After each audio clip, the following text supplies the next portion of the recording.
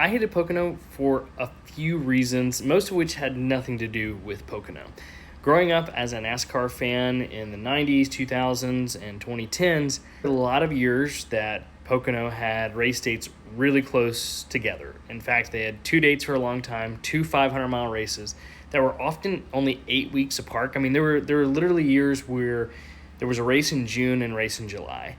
And that just kind of blew my mind. And growing up in those times, NASCAR raced at these very similar tracks, or at least had very similar style of racing over the summer. You had two Poconos, you had two Michigans, you also had Indianapolis, then throw in road course racing like Watkins Glen and Sonoma.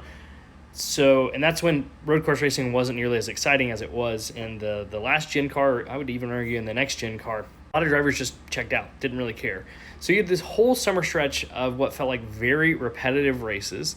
Pocono felt exceptionally long. I mean, 500 miles was just way too much, especially twice in one summer. And you saw a lot of fuel mileage races, which you saw at Indy, you saw at Michigan. So it just felt very, very repetitive, very redundant. And I think just growing up, there was a lot of media bias against Pocono, and maybe that's because it was independently owned, or still independently owned, and has been for a long time. And, NASCAR broadcasts and media maybe talked a lot about these amazing new facilities like Texas or Kansas or Las Vegas, but either SMI or NASCAR owned. And so maybe there was a little bit of bias that I also inherited kind of against Pocono. I know that they've made a ton of strides to the facility over the last decade or so. And I had a great time at Pocono. Like, it really changed my mind about it.